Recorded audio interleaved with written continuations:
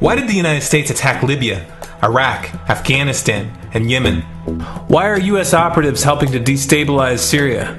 And why is the United States government so intent on taking down Iran, in spite of the fact that Iran has not attacked any country since 1798? And what's next?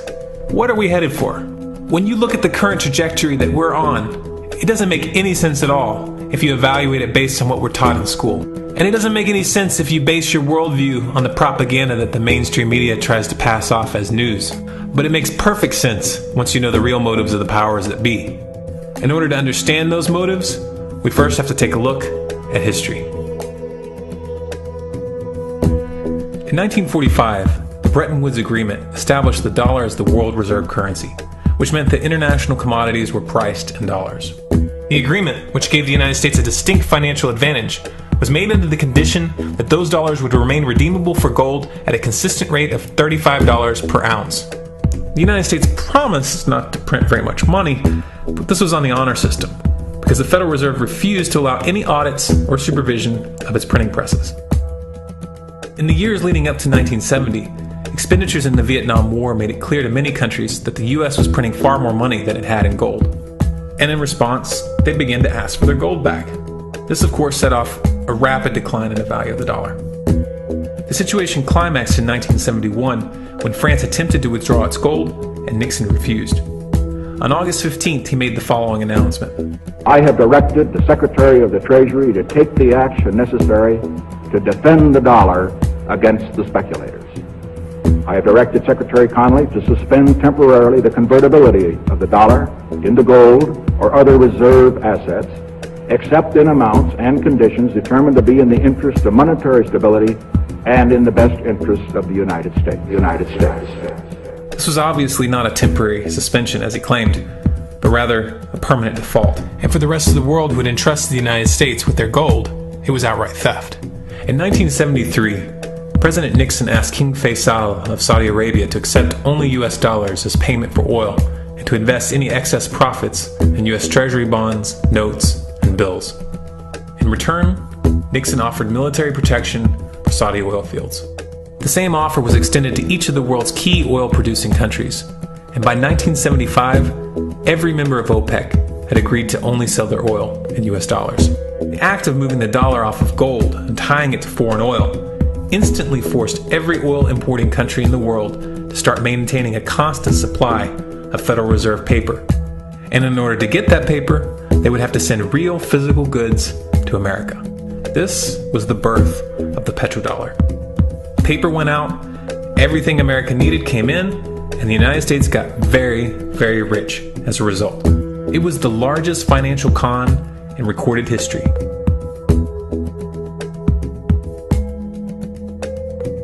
The arms race of the Cold War was a game of poker.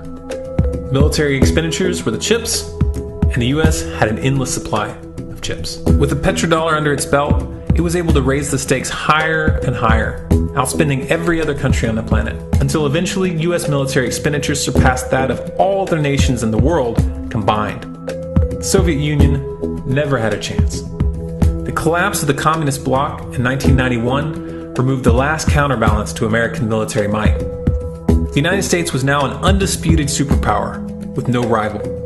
Many hoped that this would mark the beginning of a new era of peace and stability. Unfortunately, there were those in high places who had other ideas. Within that same year, the U.S. invaded Iraq in the First Gulf War. And after crushing the Iraqi military and destroying their infrastructure, including water purification plants and hospitals, crippling sanctions were imposed which prevented that infrastructure from being rebuilt. These sanctions, which were initiated by Bush Sr. and sustained throughout the entire Clinton administration, lasted for over a decade and were estimated to have killed over 500,000 children. The Clinton administration was fully aware of these figures. We have heard that 500,000 children have died. I mean, that's more children than died in Hiroshima. And you know, is the price worth it? I think this is a very hard choice, but we think the price is worth it. Miss Albright, what exactly was it that was worth killing 500,000 kids for? In November of 2000, Iraq began selling its oil exclusively in euros. This was a direct attack on the dollar and on U.S. financial dominance, and it wasn't going to be tolerated. In response, the U.S. government, with the assistance of the mainstream media, began to build up a massive propaganda campaign claiming that Iraq had weapons of mass destruction and was planning to use them. In 2003, the U.S. invaded, and once they had control of the country, oil sales were immediately switched back to dollars. This is particularly notable due to the fact that switching back to the dollar meant a 15 to 20% loss in revenue due to the euro's higher value. It doesn't make any sense at all unless you take the petrodollar into account. So I came back to see him a few weeks later, and by that time we were bombing in Afghanistan. I said, "Are we still going to war with Iraq?" And he said, "Oh, it's worse than that." He said, he reached over on his desk, he picked up a piece of paper, he said, I just got this down from upstairs, meaning the Secretary of Defense's office today, and he said, "This is a memo that describes how we're going to take out 7 countries in 5 years, starting with Iraq and then Syria, Lebanon, Libya, Somalia, Sudan, and finishing off Iran. Let's take a look at the events of the past decade and see if you see a pattern. In Libya, Gaddafi was in the process of organizing a bloc of African countries to create a gold-based currency called the dinar, which they intended to use to replace the dollar in that region. US and NATO forces helped destabilize and topple the Libyan government in 2011, and after taking control of the region, US armed rebels executed Gaddafi in cold blood and immediately set up the Libyan central bank. Iran has been actively campaigning to pull oil sales off of the dollar for some time now, and it has recently secured agreements to begin trading its oil in exchange for gold.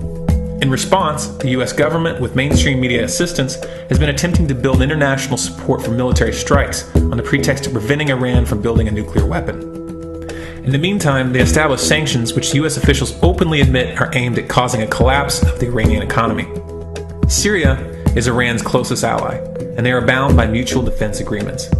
The country is currently in the process of being destabilized with covert assistance from NATO, and though Russia and China have warned the United States not to get involved, the White House has made statements within the past month indicating that they are considering military intervention. It should be clear that military intervention in Syria and Iran isn't being considered. It's a foregone conclusion, just as it was in Iraq and Libya. The US is actively working to create the context which gives them the diplomatic cover to do what they already have planned.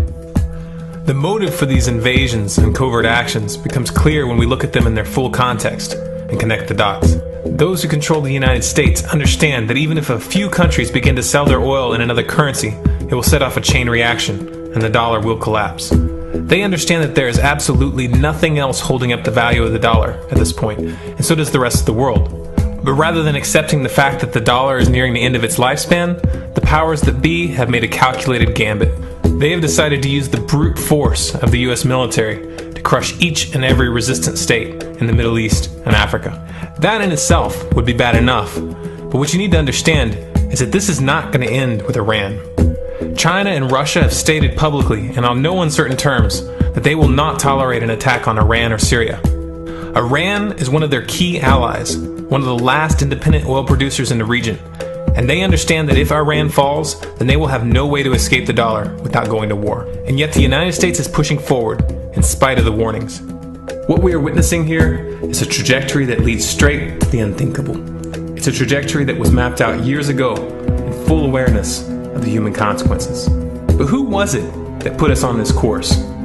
What kind of psychopath is willing to intentionally set off a global conflict that will lead to millions of deaths just to protect the value of a paper currency?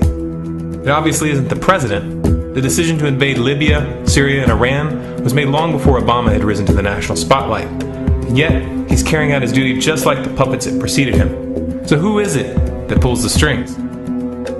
Often the best answer to questions like this are found by asking another question. Qui bono?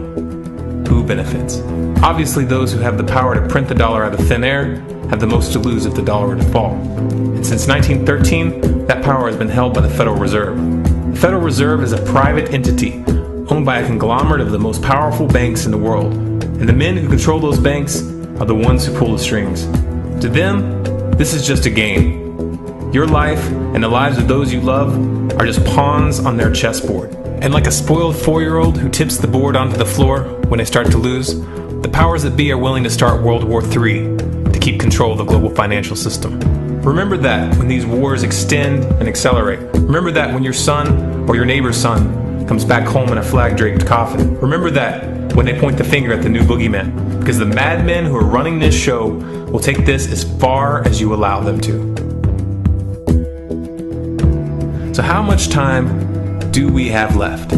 It's a question I hear constantly, but it's the wrong question. Asking how much time we have left is a passive posture. It's the attitude of a prisoner who's waiting to be taken out to a ditch and shot in the back of the head. What are our chances? Can we change course? Also the wrong question. The odds don't matter anymore. If you understand what we're facing, then you have a moral responsibility to do everything in your power to alter the course that we're on, regardless of the odds. It's only when you stop basing your involvement on the chances of success that success actually becomes possible.